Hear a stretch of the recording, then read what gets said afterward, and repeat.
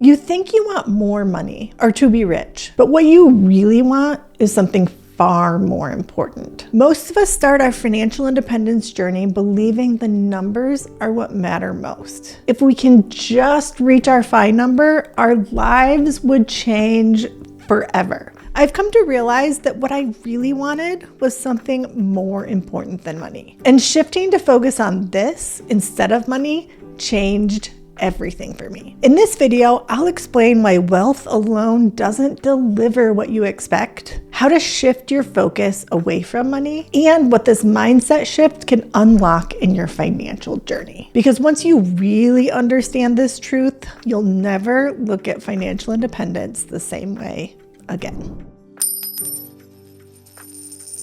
Have you ever spent years looking forward to a milestone, thinking it would change everything, only to feel a little underwhelmed when you finally got there? I know I have. There's so many times on our journey when I told myself, if I just had this much money, I'd be set. Or once I reach this number, I'll finally feel comfortable. But here's what actually happened. Each time I hit that milestone, whether it was becoming millionaires in our 30s or reaching 1 million invested for retirement, it felt like just another day. Life didn't suddenly feel different. I still had the same routines, the same stresses, and the same responsibilities. Don't get me wrong, money brought us security, and that's incredibly valuable, but it didn't automatically bring freedom, fulfillment, or the sense of arrival I thought it would. The truth is, wealth alone rarely delivers what you expect. And that's why I think it's one of the greatest ironies of financial independence. So many of us treat money like it's the ultimate goal,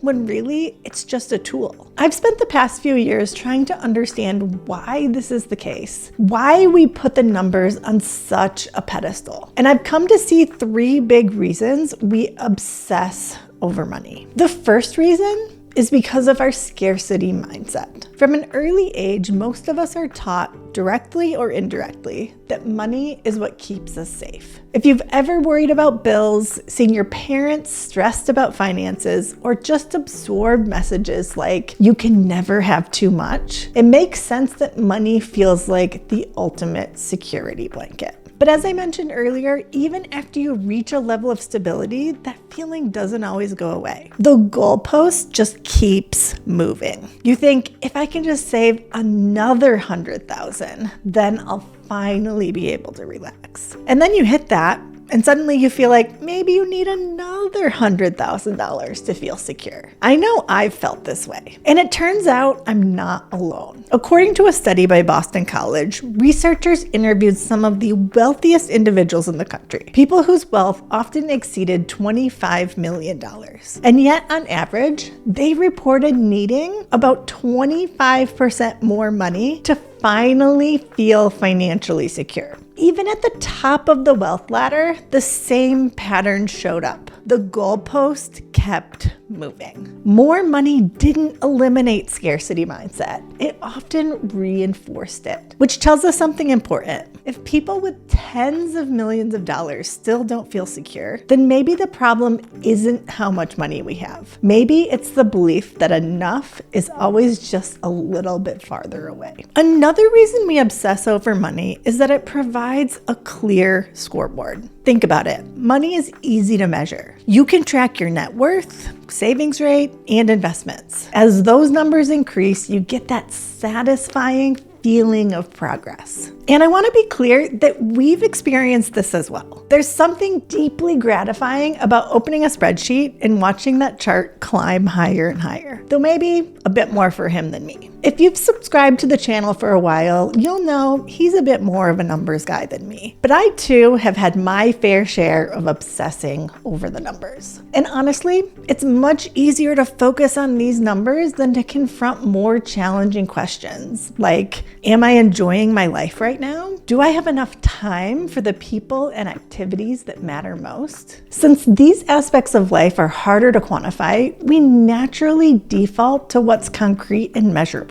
And that brings me to the third reason we obsess over money. Society constantly tells us that more is better. From childhood, we absorb the same messages. Work hard, earn more, and upgrade your lifestyle. Success becomes measured in salaries, job titles, houses, cars, and more. So even when we pursue financial independence, we carry that conditioning with us. I've seen this pattern in my own life too. There was a point where I was chasing the next promotion and next salary increase. I've told this story many times now, but I pushed myself so hard that I eventually developed anxiety and panic attacks. And why did I do it? Because I had been conditioned that if you aren't moving forward, you're moving backward. I felt obligated to pursue the next promotion, even if that wasn't really what I wanted. I learned the hard way that getting that next promotion or changing my title wouldn't change my life. And when I honestly reflected on what I truly wanted,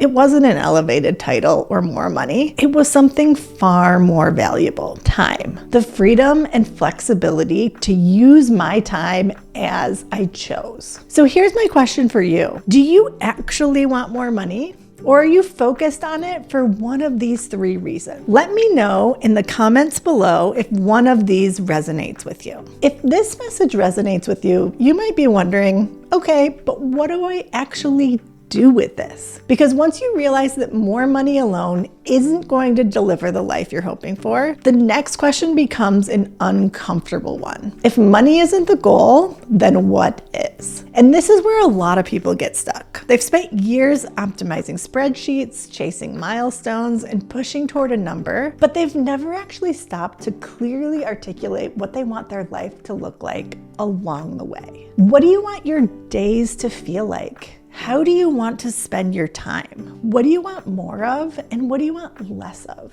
Without clarity on where you're going, it's incredibly hard to make meaningful progress. You end up defaulting back to money goals, not because they're right, but because they're familiar and measurable. This is exactly why I created my Design a Life You Love group coaching program. This program is all about stepping back and intentionally designing the life you're trying to build before you reach some distant finish line. Inside the program, I'll help you get clear on what your version of a fulfilling life actually looks like, align your work, money, and time with that vision, and start using your financial progress to create more freedom now, not just someday. Because financial independence isn't about winning a game of accumulation. It's about building a life you don't feel like you need to retire from. If you've been grinding toward a number and quietly wondering if there's a better way, this might be the missing piece. You can learn more about Design a Life You Love at the link below.